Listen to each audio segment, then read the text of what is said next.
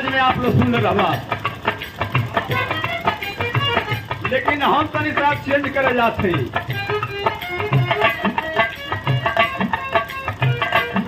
एक लाइन वानगी के तौर पर वो चीज बता दे। गुरु जी का गौले रहला, अरे रंग रंग बद महफल के हीरा खिल के भइल कचना,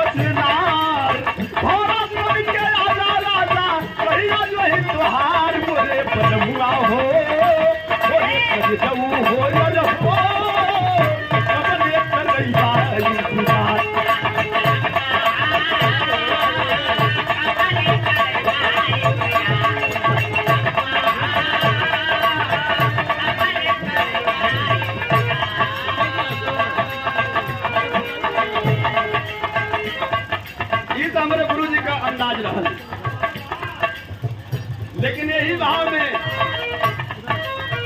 जवन चीज हमके बढ़िया लगला गुलशन भैया ओके हम रख ले। शिल्पी राज अपने आवाज में के गौले रहे, कोनो दुल्हा के इंतजार दुल्ही कर रहल बा घरे। हे राजा जी, हे सैया जी, आई तोरहो श्रृंगार हमारे पति तो अवरम कोने काम के, अगर लाभ ना रहबा सही सब हमारे कुल कई व्यर्थ हो। बताओ थे भैया का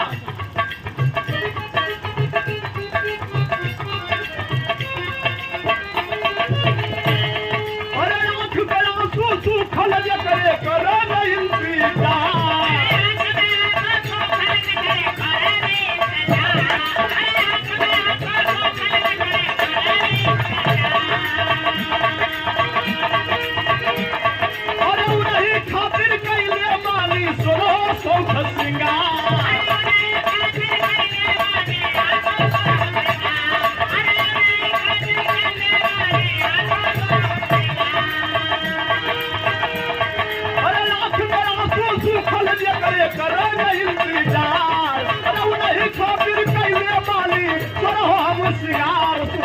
रवा हो सुना रवा हो लर हो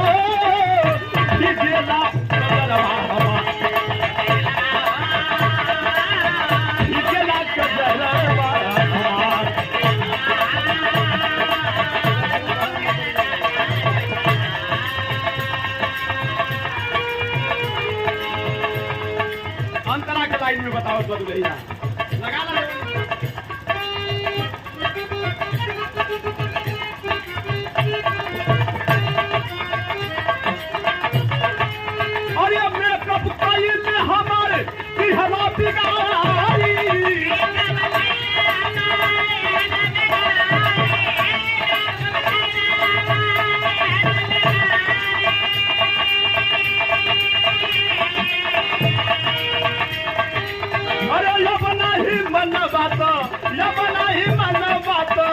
हमको है गारी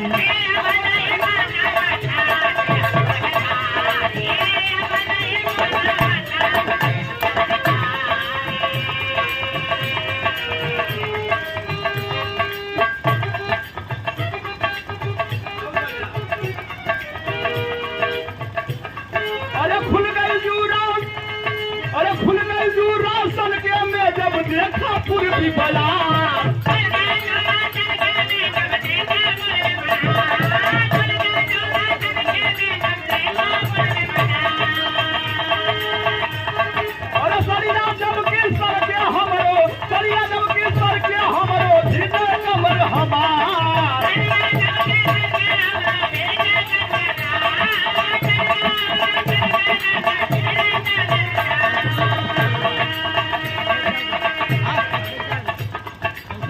कहते रे सैना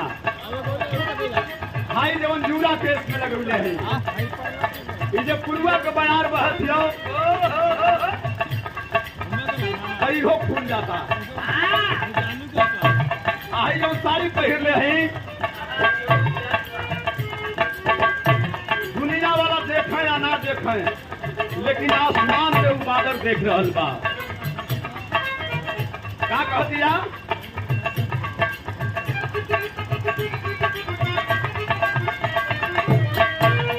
अरे खुल गए जूरा सन के जबकि देखा पूर्वी बाजार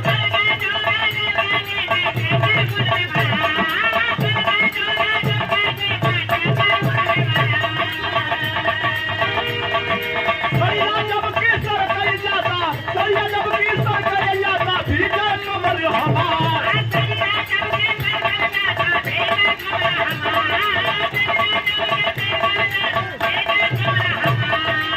सरिया जब केसर कई जाता भीजा कमर हमार सुना बदलवा हो अरे हो भीजता कजरवा हमार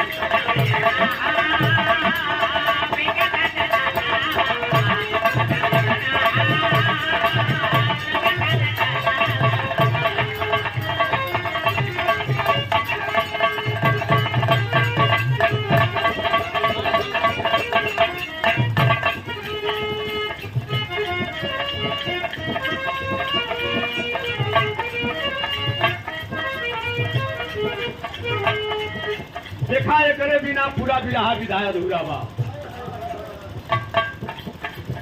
बहुत बढ़िया पूर्वी का संकेत मिलन हमारे हारमोनिया मास्टर दोनों दुल्ही अपने दुल्हा के लेके सुतल हो दुल्ही या दुल्हा एक स्टेज पर सुतल हुवन जब धीरे धीरे रात के 12 बजल दुल्हनिया चिहुक के बैठ गई आई है कहलस की हे माई रे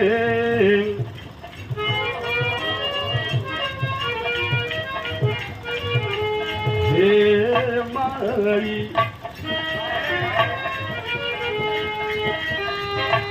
और एक करवट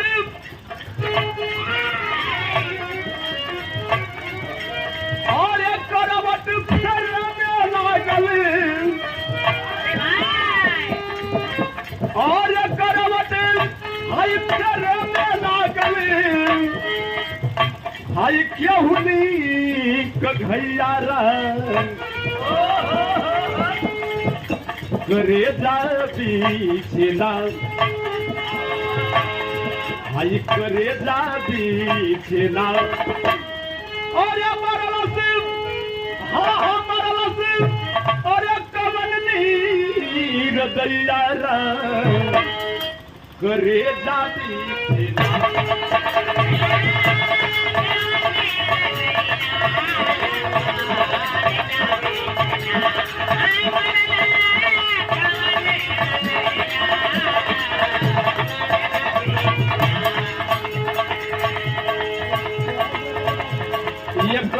तोर पीला एक तोर पीला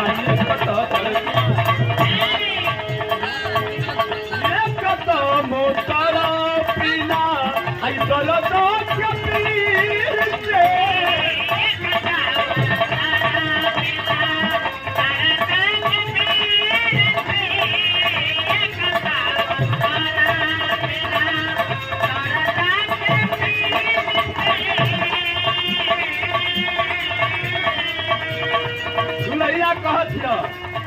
दोनों प्राणी सुतल हुआ चिहू के उठ के बैठ गई देखलस कि हमार पति हमार सैया सुतले हुए आखिर में मरलस के अरे एक कदम मोतारा पीला करदो के पीर से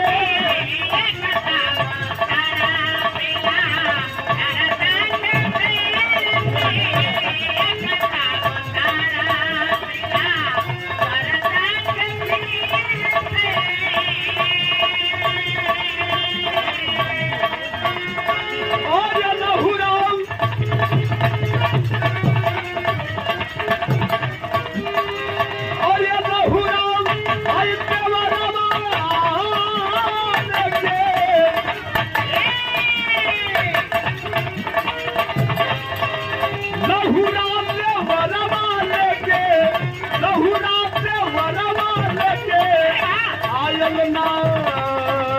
दैया राम